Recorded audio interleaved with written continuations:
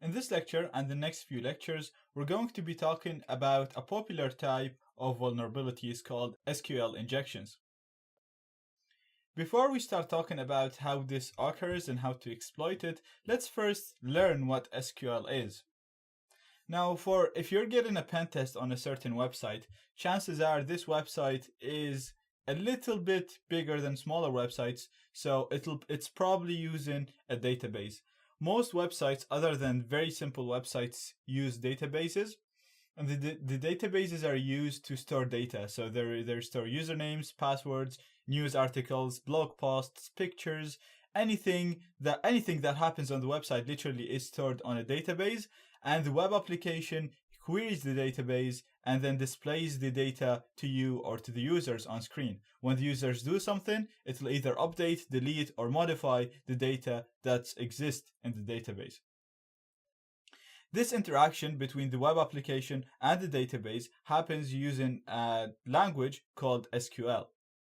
So let me show you what I mean by a database. This is just an example. I'm not hacking anything. I'm literally just going to log in to the database that is installed on our Metasploitable machine, and then we're just going to see what's being stored on it.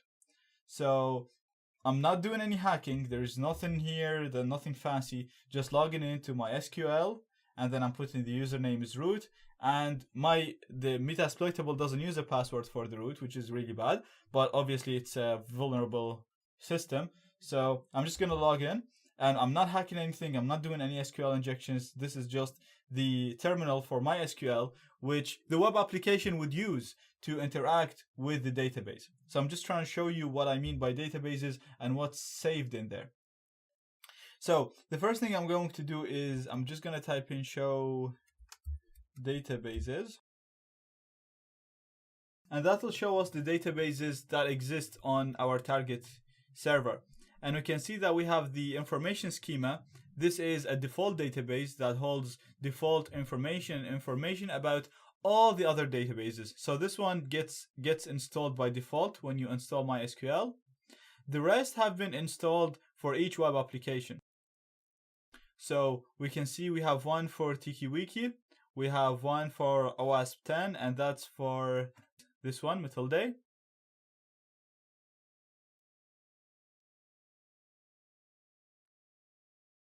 We also have one called MySQL, we have one called Metasploit, and one for DVWA, which is the one that we've been using, the web application. So you can see for each web application, we actually have a database, and this database holds the information that is used by that web application. Let me show you what's in there. So I'm going to use the OWASP 10 database. So this is the one that is, again, this is the one for Matilde for this web application. And we can see the tables. So each database has a tables, and in the tables there's information. So I'm going to say show tables to see the tables that we have. And you can see we have a table for accounts. So you can assume that this table has information about the usernames, passwords, and information about the users. We have a table for blogs, so probably has the blog inputs, the posts, and the comments in there. You can see captured data, credit cards. So there's a table that contains credit cards. Now this is huge for shopping websites. They actually would have credit cards table, and the information for the credit cards would be stored there. Basically, the database will store everything, all the data that is used on the website, because they don't get stored on files. It's not efficient. So let's have a look on the accounts. And if I just say select, so this is exactly how the web application would be retrieving information from the database. It will be selecting stuff, updating, or deleting. So I'm doing a select statement here. Again, this is not hacking. I'm not doing anything, just selecting stuff. And I'm going to select star, which means everything from accounts.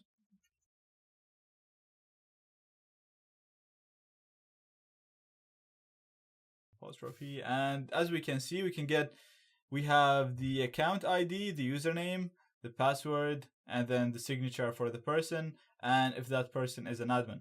Now these columns depend on the table, so it's actually the person who designs the database designs the tables, the columns as well, and then the data gets inserted by the web application.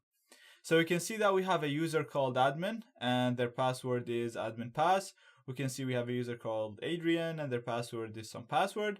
So this is just to show you what databases look like and just to get a feel on it, because in the future videos we're going to try to exploit these databases and have access similar to this. So this, I just logged in with a username and a password now. Usually you wouldn't have access like this, only the web admin would have that access.